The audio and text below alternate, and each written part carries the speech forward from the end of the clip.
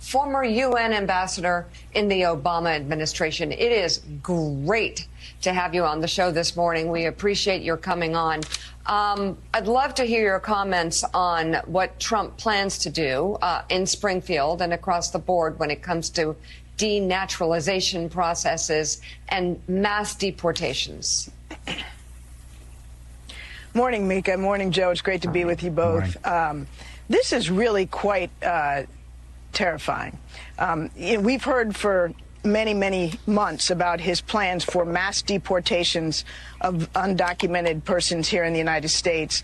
That would be hugely violent and disruptive, separating families, causing millions to be expelled through the use of force. But what he's saying now is something quite different. And even more scary. What he is saying is, you recall last week Donald Trump went out and said that he was going to expel the Haitians in this country, starting in Springfield, who are here in this country legally working with authorization, and send them to Venezuela, of all places. He has said very clearly that he is going to deport immigrants who are here legally. But he said something else that's even more outrageous, and that is what is reflected in Stephen Miller's social media post, and that is that he will expel and denaturalize American citizens who were not born here. Mika and Joe, there are over 25 million American citizens who are naturalized, who are law-abiding, who are taxpayers, who have families in this country. They are fathers, they are mothers, they are children. They are our neighbors. They are American citizens. And back in the Trump administration, they set up an office in the Justice Department to denaturalize American citizens. And not just those that were convicted of crimes. Those are already subject to denaturalization if they've done some very violent crime or obtained their citizenship unlawfully. We're talking about a massive increase in the number of people that they try to ship out of the country on false pretenses because perhaps they don't like the countries from which they came. Can you imagine what that means for the fabric of this country when American citizens who are here lawfully, who are living their lives with their families, can one day wake up and find themselves denaturalized and deported? And now that the Supreme Court has said that the President of the United States, Donald Trump, if God forbid it were to be him again, can do whatever he wants in the office of the presidency with immunity, this is a recipe for mass expulsions of American citizens.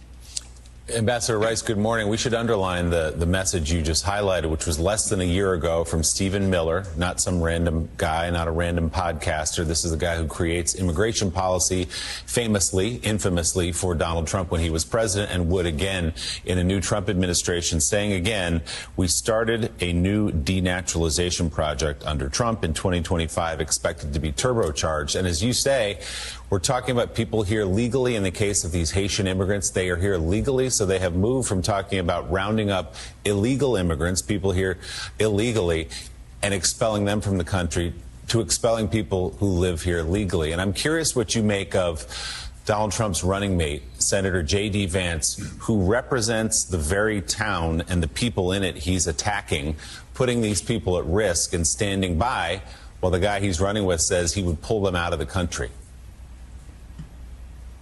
Well, I want to just underscore, Willie, people who are here legally, yes, but also now American citizens. American citizens, not just people who are here on work permits, but all of this is outside of the bounds of the law and absolutely reprehensible. And then you have Senator J.D. Vance, the senator from Ohio, who has no reticence to literally sick, violent actors, people who want to commit harm on his own constituencies, having students unable to go to elementary school, having local colleges have to shut down, having hospitals face bomb threats and have to evacuate. These are his constituents. If he's ready and willing to do that to the people of Ohio, to whom he's accountable. Think about what Donald Trump and J.D. Vance will do to the American people. They are clearly signaling every day in every way that they have no intention of serving the American people and governing on behalf of all of us. But they are willing to divide, use fear, sick violence on populations that they don't like, and pretend to be serving as leaders of this country. It's outrageous. And let's see what they're doing, and not just what they're saying, but what they're doing every day. And what they're doing every day and what they're telling us is that they just don't care about the vast majority of people in this country.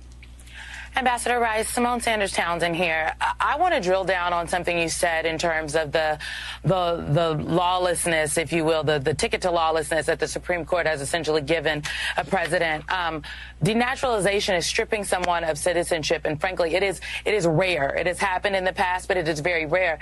And what Donald Trump and J.D. Vance and Stephen Miller are saying is they will turbocharge this in a potential next Trump administration. Can you just tell people at home how there are no guardrails that will be able to stop a Trump Department of Justice if this is what they would like to do? Because legally, they can currently, if they would like, a Department of Justice can take a look into and challenge someone's citizenship. Yeah, there has always been the legal option if somebody committed a crime in getting their citizenship or a very serious crime thereafter, for the federal government to go through a process to denaturalize it. But that has happened in the past, before the Trump administration, in very, very, very small numbers, in extreme cases. The Trump administration came in, set up this office of denaturalization, and the percentage of people being put through this process of investigation and then denaturalization began to wrap up quite rapidly and substantially. And now what they're saying is they're going to turbocharge that. They are going to take it as far as they possibly can. And with the Supreme Court saying that the president has literally no constraints on what he does in that office, then there is nothing preventing the federal government from literally, without due process, walking into people's homes and separating families if they don't like, the color of the skin or the country of origin or the religion or you name it, of whomever it is who is here in this country legally as an American citizen. Can you imagine in communities across this country, people who have come from Latin America, from Africa, from Asia, from parts of Europe, from the Middle East, who are here legally, lawfully working, paying taxes, abiding by the law, loving their families, contributing to their communities, can wake up one day and find themselves no longer able to be here as the American citizens that they have become and that they earned lawfully and sent God knows where.